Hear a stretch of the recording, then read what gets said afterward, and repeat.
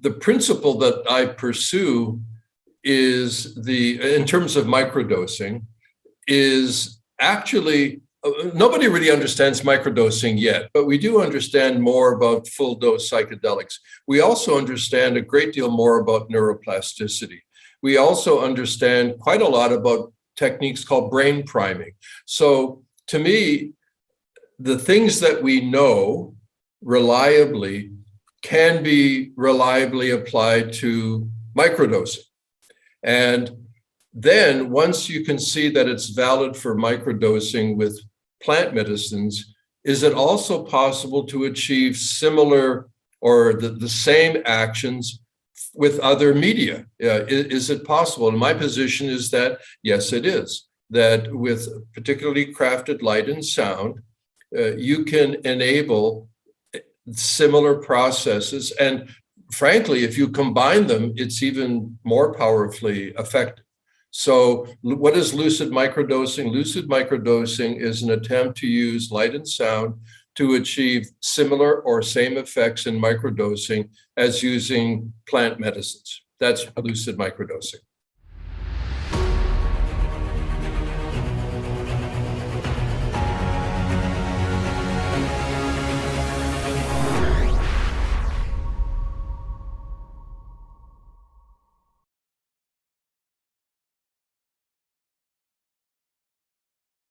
Okay, here I'm back with Garnet Dupuis. Okay, now he is integrative health specialist, creator of the brain engagement device called NeuroVIZR. And when I say brain engagement device, that's exactly what it is. Also, inventor of primary focus on consciousness and biophilic technologies, and international experience in methodologies, design, devices, inventions. Buddy, it's been too long.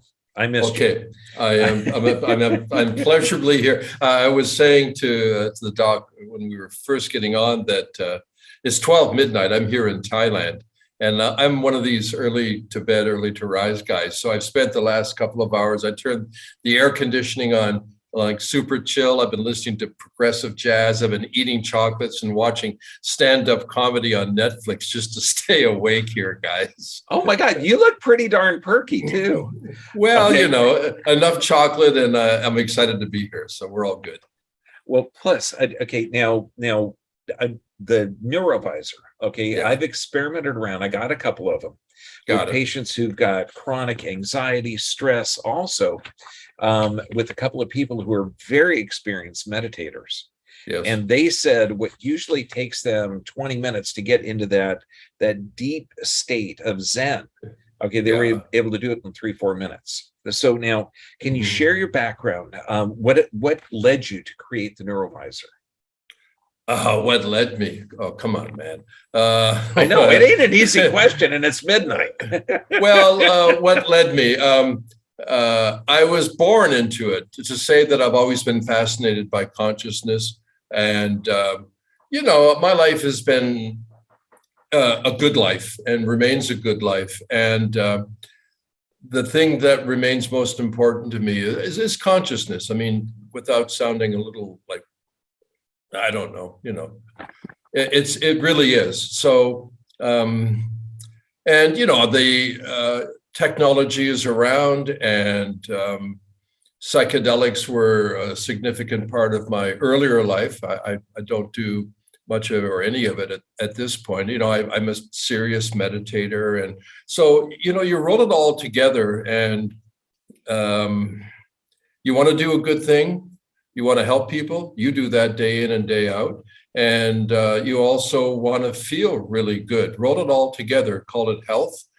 I don't know. It's hard to know like why I made the NeuroVIZR, except that I love it. So you kind of want to do the things that you love, and if you can help people on top of it, all the better. So I don't know. I mean, it's hardly an answer. I don't know. The chocolate really hasn't kicked in yet. So give me a minute. Okay? Well, the cool thing, and what this is, it's a device. It has certain programs. You tap into it off of your internet or off your iPhone, and it blasts light into your eyes. Your eyes are closed, but you can still see it. And you listen to sounds, and the sounds correlate with the lights, and it has different settings. Okay. Yeah, that's fair. Sleep, Yeah. It's really cool. It's all true. There's a neurovizr.com website if you want to, look at that thing more. What I was looking forward to today with Doc is a special application, because I developed different application forms. And once you understand how the signaling works with the brain, because there's so much brain research that's available now. There's so much fantastic stuff going on that if a person bothers to look at the research, it's not a big leap into practical applications. So it isn't just screwing around and seeing if you can get a buzz off something. The idea is, and for me, is to be purposeful. I respect consciousness. I respect health. I respect people. And, it's not difficult to just screw, like you could take somebody's body and just like whip it around and do weird shit with it all the time. But that's not the point. That you know how to do things to get results, and you respect the people and their health. And I have the same attitude. And in this particular case, I'm trying to do with light and sound, because I want good things for good people, right?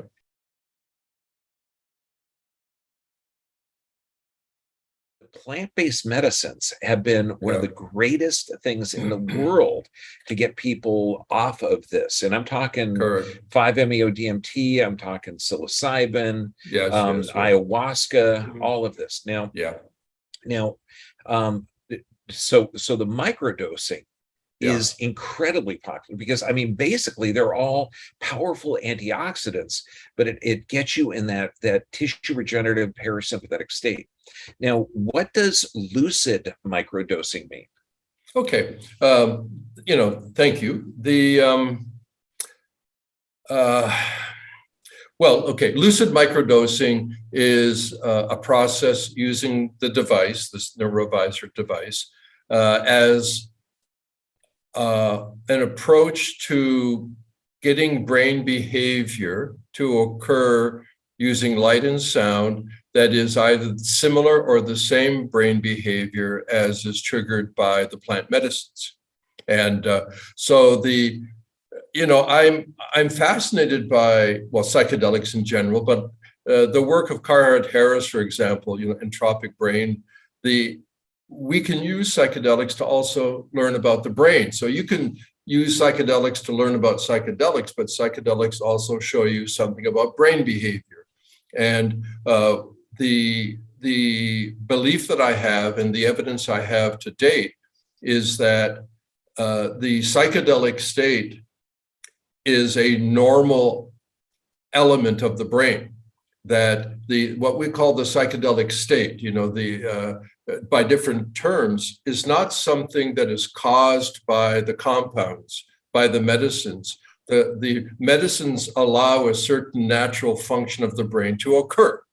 This is, I think, a really fundamentally important understanding, because so many of the things that are native to psychedelics are also native to other approaches, other techniques, call them yogic techniques. There are even pathologies that'll do it, extreme fasting. There's so many ways of tapping into that element of the brain that has less control, less suppression, more possibility, the ability for learning and change. So what I'm interested in is consciousness. I'm interested in the brain, and I'm particularly interested in the psychedelic access that occurs with plant medicines.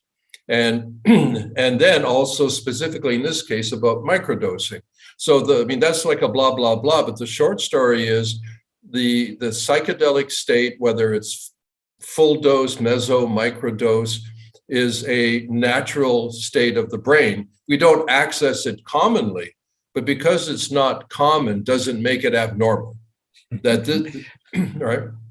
Well, yeah. I mean, you figure we opioids, from the opium plant. Yeah. We have opioid receptors in our brain.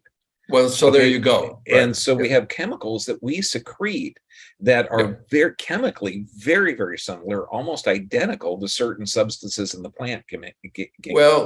So there you go. And the principle that I pursue is in terms of microdosing, is actually nobody really understands microdosing yet, but we do understand more about full dose psychedelics.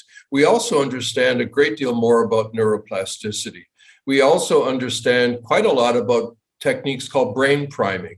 So to me, the things that we know reliably can be reliably applied to microdosing. And then once you can see that it's valid for microdosing with plant medicines, is it also possible to achieve similar or the same actions with other media? Is it possible? And my position is that, yes, it is. That with particularly crafted light and sound, you can enable similar processes. And frankly, if you combine them, it's even more powerfully effective. So what is lucid microdosing? Lucid microdosing is an attempt to use light and sound to achieve similar or same effects in microdosing as using plant medicines. That's lucid microdosing. Okay, now Garnet, you mentioned neuroplasticity, and that's my whole world. That's how we get people off of autonomic dysfunction, like high blood pressure, every type of neurological disorder. That's right. What about conventional microdosing and its relationship to neuroplasticity? How does that work? Okay, well, a little bit of technical stuff. When you enter into any kind of neuroplastic methodology, there's an activation process. And this activation process is reliably understood. And it's normally described as like 4 steps. The first thing is there's a stimulation process. And this stimulation process triggers or mobilizes self-organization and adaptation. So there's a stimulation. And then right away, there's this modulation, which is fascinating because the brain in this state of stress, and the neuroplastic wants to respond to resolve the stress, it has a heightened sensitivity. Its arousal is too sensitive. So the modulation calms things down. So there's stimulation input, and the modulation then calms it down. And then when it calms it down, it relaxes. With the relaxation phase, then you get the regeneration. And then the 4th stage, differentiation, that's where you integrate it as a learning process. Okay, so 4 things: stimulate, modulate, relax, differentiate. What's fascinating to me about this is that these have time periods, very reliable time periods. So the stimulation takes place, it puts you in a hyperplastic state for almost about 2 hours. That's very reliable. So you're in this hypersensitized state for about 2 hours. Then from 2 to around 8 hours, you go into that modulation period where the sensitivity, the arousal levels are dropping down. It's like, oh yeah. Then 8 to 24, you get into this relaxation, rest, and restore, where the things start to open up and the learning starts to have a seat. Then 24 to 48 hours is the differentiation for integration. Okay, that's a lot of talk. What's fascinating about this is if you lay this neuroplastic dynamic, which is quite reliably understood, it fits beautifully into the Fadiman microdosing protocol. The dose day, the transition day, the normal day, why this cycle occurs as it does to a 72-hour, from my point of view, is sensible because it's exactly the time period and the stages that occur in the activation process of any neuroplastic method. So to me, I don't know why it's not spoken about more, that the neurology of neuroplastic stimulation and activation fits as a perfect template over the Fadiman microdosing protocol. It's like, well, that's why Fadiman likes it, because it works, because that's the way neuroplasticity works. So to me, it's just like drop dead obvious from the point of neuroplasticity. So why isn't it more popular? Because you're talking how changing how the brain adapts to the environment. And that would be correcting every high blood pressure, every inflammatory bowel disease, anxiety, stress, impulse control. You would be changing everything. Well, aren't you? I know. You're a dangerous man. I'm in Mexico. You're in Thailand. Yeah, well, here we are, right? That's the way it works. Yeah. Now, one of the things, because I'm super excited about plant-based medicines, only because they also have an antioxidant effect. And that little tiny 1 kilo brain burns 90% of the body's oxygen. It can be so damaged by physical trauma causing a decreased cerebral spinal fluid flow. And that's one of the things that I've seen has an effect of that microdosing. Now, what are the main challenges you found in conventional compound microdosing? Well, what are the challenges in that? Well, okay, the challenges I think are obvious is that it's changing now, but most people that were willing to do microdosing already had a psychedelic experience, right? So they're not afraid of the medicines to begin with. However, let's face it, when you if you know what it's like to have a full effect or even a meso effect, you kind of want to have some kind of feeling. And the challenge of microdosing for many people is that there's no evident reward. There's no subjective yes to it. That you kind of you have to have a lot of faith in it. That you're taking classically a subclinical dose. You're not supposed to be getting high, and to me, that's one of the challenges. Is that the quality of reward, of feedback, of stimulation to motivate you to want to do it. It's like, well, it's almost like taking certain supplements. You take them, you don't really feel anything, but you know it's supposed to be good for you, so you keep on doing it. So to me, one of the challenges that many people have, and I know people that do microdose, but they actually mesodose because they want to be a little bit high. Right. Mm-hmm. That when you do the microdose, I mean, if you're doing it classically, you're not really supposed to be feeling the plant medicine in an overt way. So that's one thing that I think is a challenge. And that's with lucid microdosing, when you're using the light and sound, there's tremendous subjective reward in doing it. You want to do it because you have a big experience. So that's the counterbalance. The other thing is that the microdosing doesn't have a vector specifically, that you have to bring into it what you want to get out of it. And that's not a bad thing, but it's just the fact that, it's like, well, okay, I'm microdosing, and like, now what am I supposed to do other than the fact that I did it? Am I supposed to like do an exercise or have an attitude or like, so like, what do I do? And one of the advantages of using the light and sound is that it can be crafted with a vector. So like in the app that I've created, there are 15 different vectors. So because you can coax the brain signaling in a certain direction.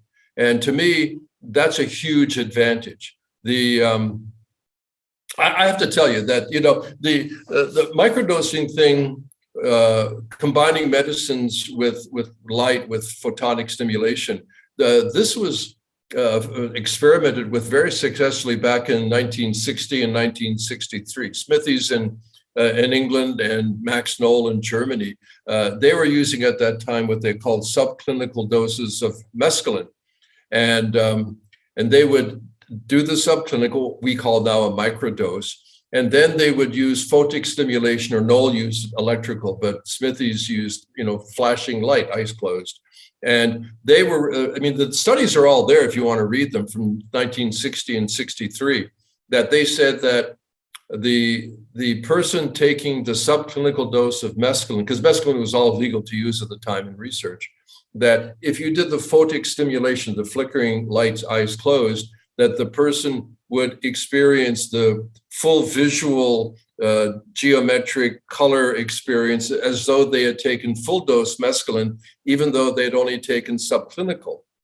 And I can tell you that one of the reasons I know that microdosing the compounds works is because I've microdosed either psilocybin or mescaline, subclinical, no anything. And I'm so experienced, having done thousands of hours of, the light choreography experiences, the VIZR, that I know what it's like. If I put in a certain session, I have a pretty good sense of the qualitative experience. And after, like about 2 hours after a microdose, I can tell you that in my personal experience, that the qualitative experience was maybe 30-40% increased. And that is for certain because of the softening of the neuroplastic glue from the microdose. So I didn't feel a thing from the dose, no high, no trip, no buzz, nothing. I used the VIZR, and the experience, by my comparison over, I don't know how many hours, I would say that the light and the colors and the geometrics were 30-40% more rich because of the microdose. So when I saw that, I said, well, even though there's no subjective evidence when I take the microdose, for sure, there's a big thing happening in the brain, and I just had my own personal proof by the difference in the quality of the experience. So that was my little sort of personal test. And against the stuff from the past, the subclinical with Smithies and all, this stuff is for real. I mean, there's no doubt about it in my mind at all. And frankly, there are folks that combine the two very, very successfully, meaning the light sound with a compound. So there's yeah, I mean, come on. It makes perfect sense. I mean, when you look at homeopathy, you got 1 part per billion in there. I mean, not only subclinical, it'd be almost impossible to find it. Yeah. But there's an energetic aspect to it. Okay. That's right. And that's something that if people think that science is really advanced now, check it out 500 years from now. Okay. We are very much in the dark ages. It's the energy behind it that we're going to find out. So the microdosing with the light is incredible. Now, do you recommend the compound microdosing with lucid microdosing? One of the things with lucid is what I tell my chiropractors is the intention of your adjustment. When you're contacting that person, your thoughts and visualization are everything. Is that kind of like the lucid microdosing, where you have an intention, or what? How would you describe it? No, I wouldn't describe it like that. Whether it's intentional or I think all healing is non-local, even when you're touching somebody. I think all healing is, you call it distant healing or whatever, like those are all like the dumb words for the fact that this intentional element is actually the core of the process. So I'm 100% with you there. Yes. The reason why I would support a person interested in combining plant microdosing with lucid microdosing is because they augment each other. That more isn't better, but augmentation, increases efficiency. And as I already mentioned, the lucid microdosing is really it's full of satisfaction. Like the dose day experience is different than the trans day, is different than the norm day. So you get a reward, an immediate reward for doing the process. And plus the fact that I build in the intention because certain brain states are conducive to certain outcomes. So, whether it's focus or decreased anxiety or anything like that, the sessions are built with that brain wave vector. So the combination of a vectored stimulation and the combining with rich immediate reward, to me, because this inside out. I used to get asked, because I was in practice in the past, right? That what's the best exercise? And I said, that's easy. They said, no, it's not easy. There's so many kinds of exercise. I said, no, it's easy. Bullshit. What do you mean it's easy? I said, the best kind of exercise is the one you're going to do. I like that. Right? And so, because I mean, you guide people, it's the issue of compliance, that you can guide a person into a therapeutic process, a positive process of change, neuroplasticity, whatever, compliance. If they're a good patient when they're on your table, and after that they basically are living like an idiot, then they come back to you again 3 days later. That period of time. So compliance, microdosing. Most people are compliant because it's sexy, it's romantic, it holds a lot of promise. Like, I want to get off this other stupid, all the different reasons why a person would microdose, right? However, the game is compliance. That the reinforcing regularity of messaging is the game. It's the total game that you want to get. It's easy to get state reward, like, yeah, fantastic. Very well, Doc, that almost any therapy has got a honeymoon period where the body seems to be changing because it's interested in the novelty of what's going on. And then the thing goes, boom, because it doesn't really have an effect past the honeymoon. So how to keep a person compliant, how to keep them long enough in the process, I think having rich subjective reward that is not always postponed. Supposedly delayed satisfaction is a sign of maturity. It's like, well, shit, right? So I think keeping a person in the process with rich reward is hugely beneficial. And one of the things with the light sound process is you have immediate subjective reward. It's like, God, I love this stuff, right? And the microdosing gets thin, or you forget about it, or you don't, because it's this whole thing called, what do I believe in? What's going to motivate me? And, we're all fine until we hit a rocky road or hit a few bumps. So I believe that compliance is a major factor.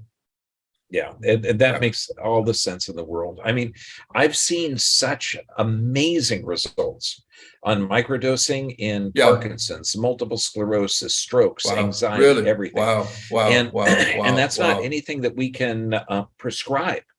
Okay, because right. it's all kind of off the grid. Some of it's legal, some of it's not. Yeah. But your NeuroVIZR I can prescribe. Okay, and that's the hope. That's the hope. I know, but man, the combination! Oh my God, that's the best. It's like Babe Ruth and a baseball bat instead of just a baseball bat. now the technology, because I've got 2 of your units, and I'm passing them out, experimenting with everybody, because I'm going to test this on my staff first, my patients, myself second, or actually me first, my staff second. Let's get real here, Doc. Yeah. Because if I survive and I understand how it works, then I can recommend it. Then I do the research. Sure. So this technology, is it safe for everybody, all ages? No, nothing is safe for everybody. You know that. A person, because of the flickering stimulation, the photic stimulation, seizure-prone persons should not use it, because it's evident. If a person is epileptic by diagnosis, it's really not for them. But that's not true of just the NeuroVIZR. People have problems with VR units and even video games and the whole thing. So anybody that is seizure prone, no. And I would say anybody that has any kind of structural optic pathology, they have to be careful, because you could have inflammatory irritation, because even though your eyes are closed, there's still a potent level of eye stimulation that goes on. So, I mean, those are the two. The other is the question of youth. I recommend 18 and older, although there are lots of people using the technology with younger people, even kids. But the neurological sensitivity of children especially, but even teenagers, it's different than the adult brain. So my position is 18 and older. It's partly legal. Come on, let's get be honest. Mm-hmm. But at the same, because they're dependent at that time. So parents and guardians and all. But I know people that use this or other similar technologies with people under 18, and it's quite attractive and positive. But the most simple thing is seizure prone, I would say no. And any kind of structural optical pathologies, be very careful, tread lightly and see what happens. I got to tell you what's interesting is I've got these massive vibration plates set at 30 cycles a second. Got it. And I've got the exact same restriction on those. Well, yeah. Because if we have somebody with beginning neurologic or advanced neurologic damage, like Parkinson's, multiple sclerosis, strokes, or anxiety, that might be overstimulation. We can't even get some of our autistic patients on there at the start. That's we can work them in to where that vibration actually has a positive effect. So I got it. Yeah. I have different collections for different purposes. Basically, the main one called the Consciousness Collection, I have them graded as 1, 2s, or 3s, that the neuroplastic demand of the stimulation has to be related to the neuroplastic capacity of the person. So if the capacity is low, the demand should be low. So I do my best to categorize them within those 3 elements or degrees of dynamic. It's exactly what you said. God, I love the way you worded that. It really is. It's based on the capacity of the brain. That's right. Neuroplastic capacity and neuroplastic demand. And one of the things that we know for neuroplastic change, what I call brain engagement, to contrast from brain entrainment, brain engagement, there has to be, other than sustained attention, there has to be marginal demand. So, I mean, if a person can lift 20 kilos, you don't give them 40 kilos, right? Maybe 21 kilos at 20. You want that little bit of challenge, just a marginal demand that acts as the stimulation for neuroplastic change. So, but, being able to finesse neuroplastic capacity and neuroplastic demand is so much of the game. And I'm a big time believer in achieving the most while doing the least. I want to hit just that threshold of activation. I don't want to go to maximum tolerance. I want to go to minimum threshold activation, and then let the body take over. Back off. Stop your stupid method. Let the body take over, because you've just given it what it needs. Let it go. Let it run. And then pick it up when the body starts to back down again. So minimum threshold, not maximum tolerance. That's the hardest thing that I have to teach doctors, is that you have so much stimulation. If you overstimulate, you're not going to positively affect the outcome. No. Like we'll do cross crawl mechanisms, and then we'll do cross crawl with a little bit of activity. Then I had this one kid who was neurologically damaged. She was a toe walker and had some speech. Yeah. It took 3 weeks, but then he was doing this leg swinging exercise while he was reading. I mean, it's just like that. That was just you don't have a visual stimulus. Your brain is doing something else, and physically he was able to do the exercise. I hugged the shit out of that little kid. It was like, oh my God, that's such an advanced thing. Garnet, I'm going to be in Thailand the end of November. I'm going to be in Bangkok and some other place. The trip is being arranged for me so I can visit clinics and teach. I've got Chiang Mai. I'm in the north. That's where I got to go? Well, that's where I am. I don't know if you have to go or not, but that's where I am. Well, I got a 2-day seminar that's approved for physical therapists and doctors. And we got to take a maximum of 30 people, and it's already filled up. But hopefully it's close to you, because I want to meet you. Chiang Mai, thank you. I would love to spend time. Chiang Mai, it's like the jump from LA to San Francisco. It's like that. Oh, cool. So it's close. Yeah, it's a 10-hour drive, but it's like 50 minutes in an airplane. It's just like I'm in LA, I want to go to San Fran. Jump on a plane, boom, you're there. That's it. Yeah, it's been a long time since you've been in San Fran. Well, nobody wants to go there now. Okay, all right. It has been a while. I got to tell you, I mean, we're talking the same language. I mean, it's the same body, right? It's the same body. Yeah, it shouldn't be a surprise. I've got a nerd bro love. Okay, all right. Hey, now, how can people learn more about the NeuroVIZR and get their own? I know we got like $100 off coupon for it. I know there's going to be information that they can look at below the video, but what's the best way for them to learn more and get it? Well, where are they? I guess because the VIZRs are coming into the U.S. So I think Asprey's got his brain hacking thing in Beverly Hills happening, doesn't he? At this time? I don't know. Yeah, I think so. Anyway, well, it depends where you are. If you're Southern Cal, there are a lot of opportunities because that's where most of them are and coming in now by the hundreds. And it's a relatively new technology. So there are more of them in Northern Europe than there are in America right now. But shoot, I don't know exactly. I mean, because I'd go to NeuroVIZR. Well, okay, you NeuroVIZR.com. Okay, go to my website. But this is like, there's no sense in talking about chocolate cake unless you can eat it, is what I say. So, having, experiencing it is impressive or fascinating, or I don't know what, but that's the game is to find a way, because they're around. Check the website because they're okay.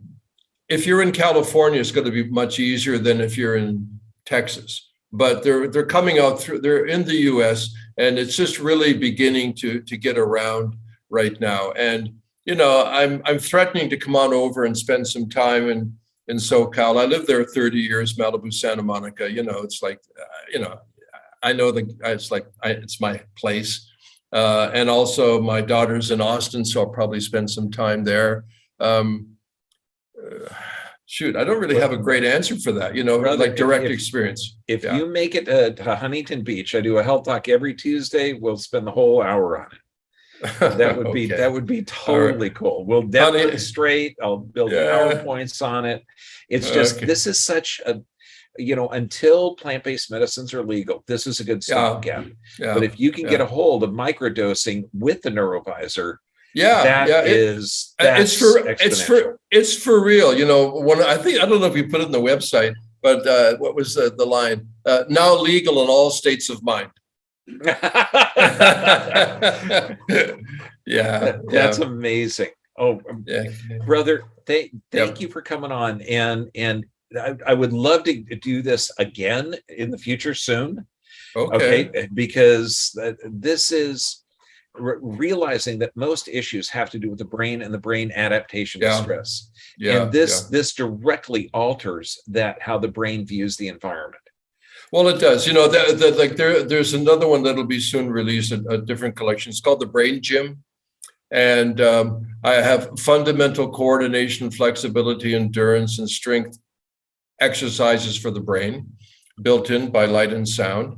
And then I've got conventional, brain ordering entrainment if you want there, but also very exciting to me. And I'm doing with a great medical group, I'm doing some studies in Australia right now that I have the principal brain networks all designed into brain sessions. They're based out of amazing university studies on the harmonic frequencies of the brain network. So default mode network, executive network, all those things, that's all built into the Brain Gym app.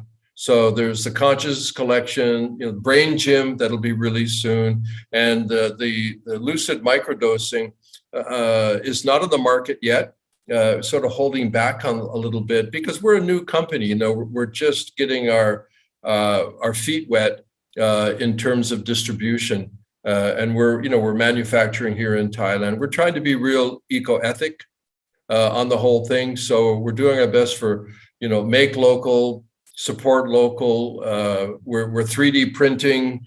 We're trying to do it right. We started off, first of all, the materials were actually fully biodegradable, but they weren't they didn't hold up under the mechanical and thermal stress. So so at least it's fully recyclable now. We're trying to do business right, and it's so tempting to just like do it the old way and like screw supply chains and local, we'll just go wherever it's cheapest or something. We're doing our best to resist that. And so it means we're a little bit slower getting things out of the tube, but I don't know. I mean, the business related to healing can be confusing sometimes when it comes to ethics. And so we're doing our best to be what I call eco-ethical, and still have a business where we can pay our bills. So let me see. You created a non-drug therapy that puts the brain in a healthier state, that can alter how the brain controls the body. And you're also trying to look at how it affects the planet. So you have the least negative impact and the most positive outcome. Yeah, dude, that's fantastic. Well, you don't want to end up being an asshole, right? Come on.